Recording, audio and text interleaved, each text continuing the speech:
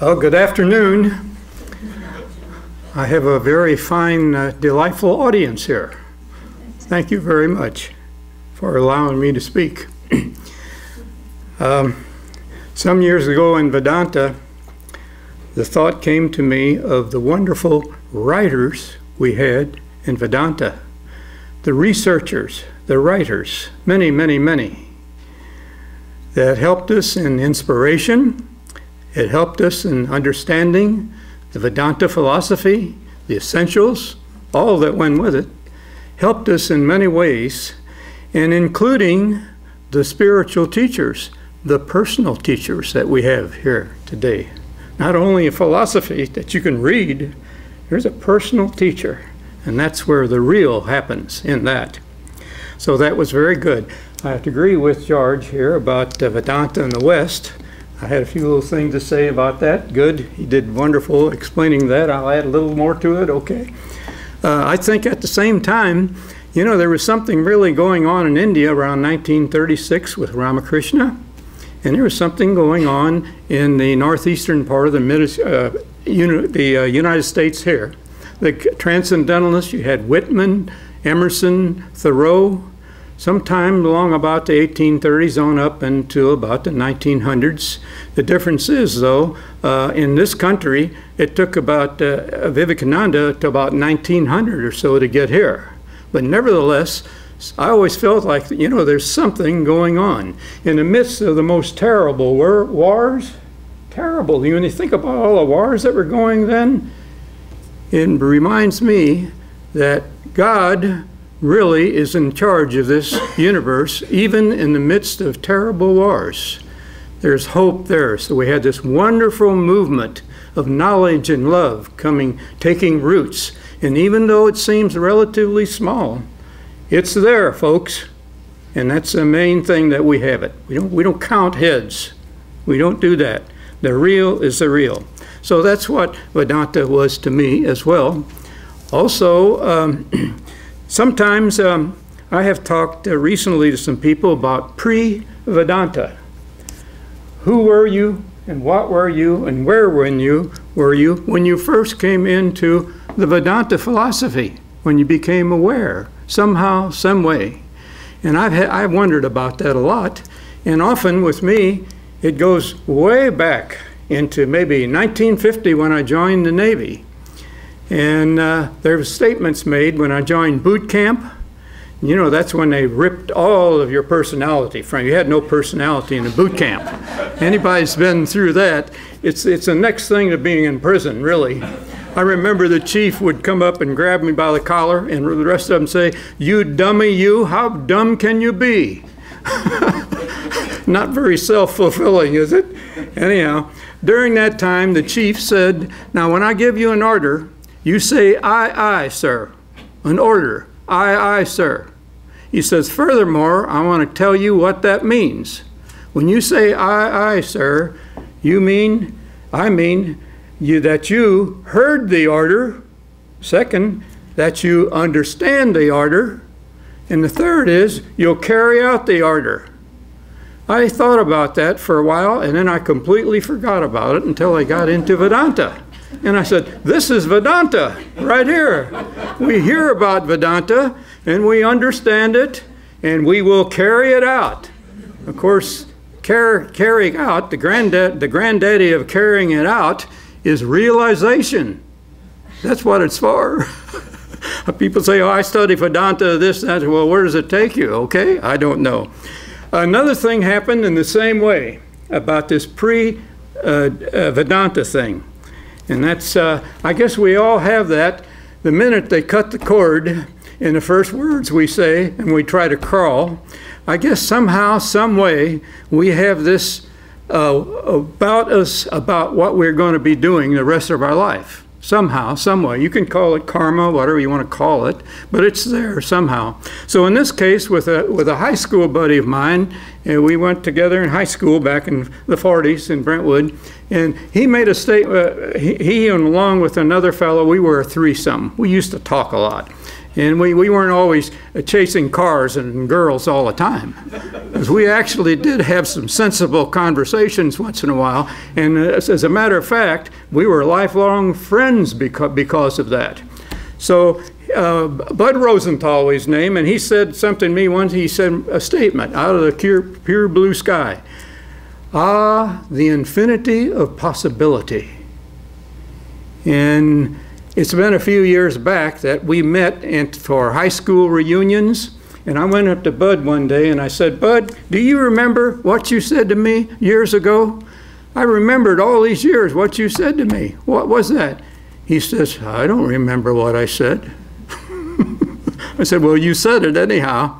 And there is that possibility, the infinity of possibility, and I'm reading the Gospels of Ramakrishna. Ramakrishna says, it's possible for you to know God, to see God.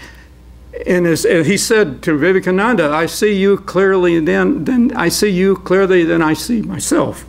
Whatever he said. I might mess that one up. But nevertheless, the truth is there between the positive. Can you think of anything more positive? That positive thinking we have today is pretty much on the surface. But that's the deep positive thinking that, yes, you can. We had that in, to quote Lyle a little bit, we had that in politics coming lately too. You remember the last year? Yes, we can. Yes, we can. Well, think of it in the spiritual way with Ramakrishna. Okay, I have recently read some of Marie Burke's book about Vivekananda, his experiences in Southern California. And a few little things, quite interesting, some trivial things, statements made in their being with each other in Vedanta with Vivekananda. And he was criticized some, and they would talk after his lectures. So a few things he said I thought quite interesting about actually the type of person Vivekananda was to me. I always considered him, he said a lot in one of his talks in Yogas and Other Works, of strong as steel and soft as a flower. Strong as steel and soft as a flower.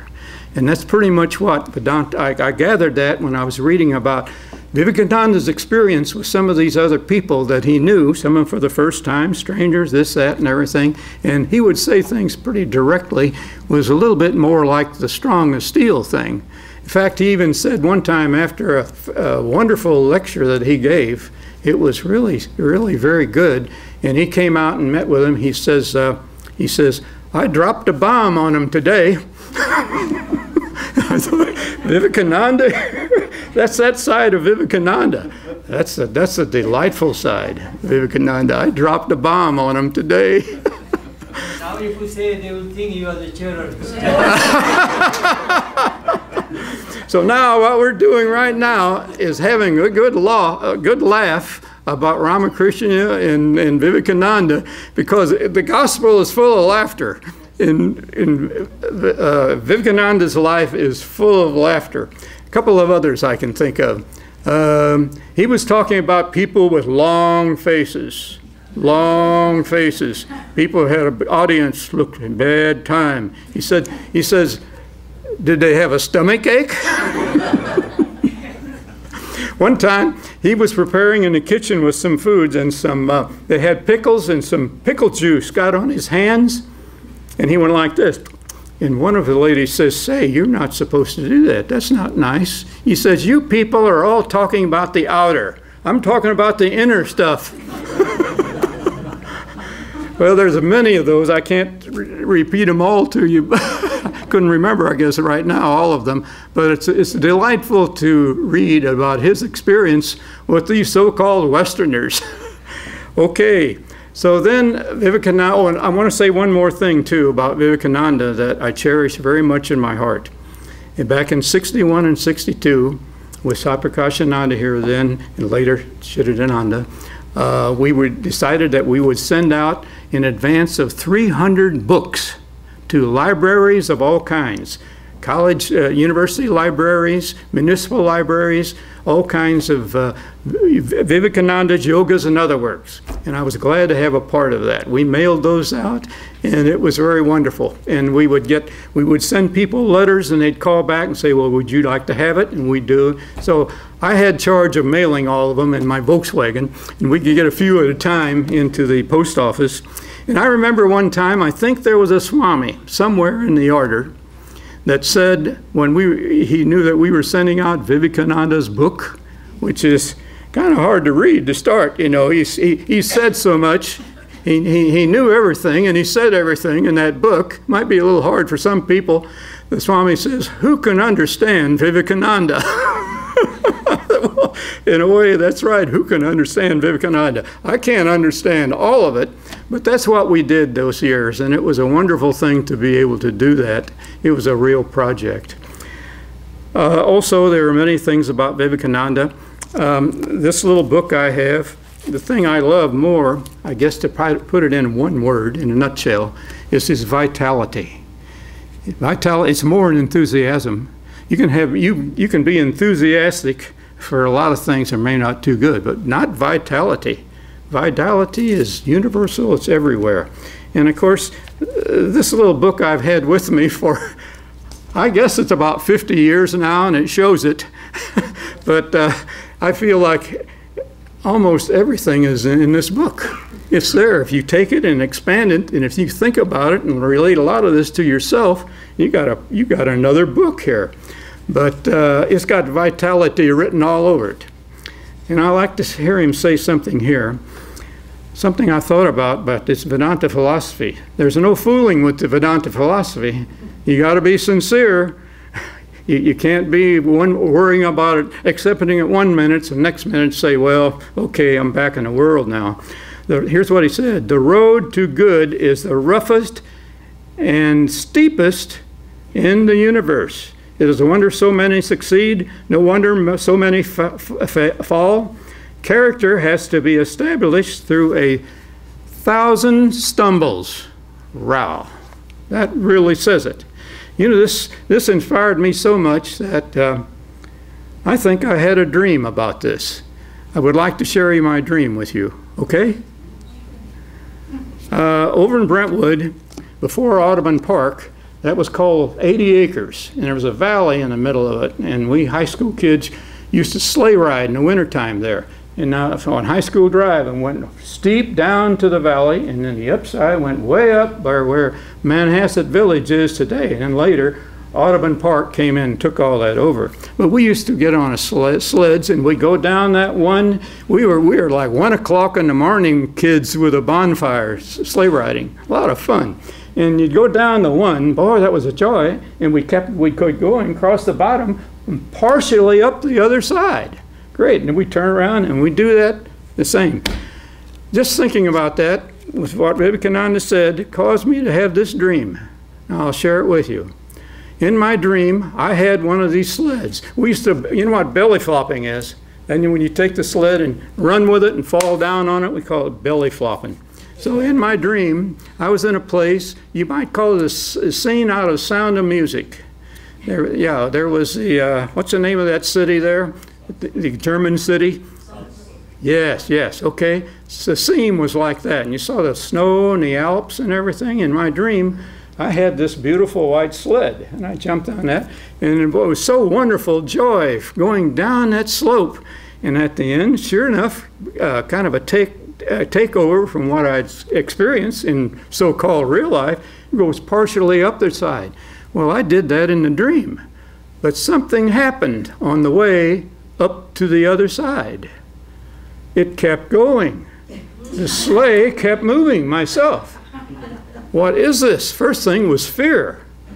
What in the world? I don't have any control over this thing. And it was going on and on and on and up till my fear became such that I stopped a moment when I stopped, and I realized that there was a power in that sleigh that seemed to be all of its own.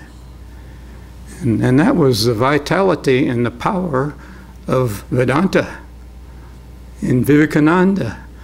Then I felt no more fear. This thing was taking me somewhere to the top. I didn't know exactly where the top was, but that's what happened. That's my dream, okay? One other thing I'll close with, and I understand from my sister Pat, who lives in Kansas City. Some of you may remember my sister Pat. She's a Vedantist, and she travels a lot. And once she was up at the City Art Museum in Chicago on, I think it's Michigan Avenue. And there's a side street there. And she said, you know what? She said, there's a side street there, written down. It's a regular street sign, says Vivekananda Way.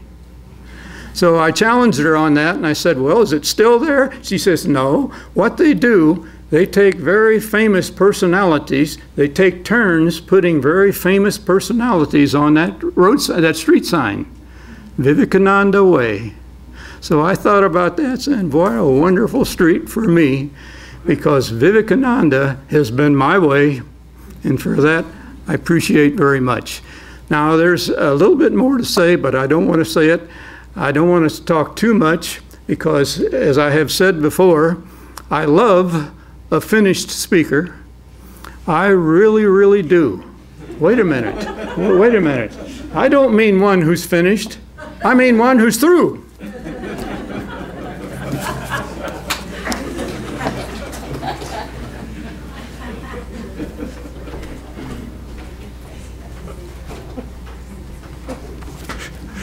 You can see why Lowell had to be last.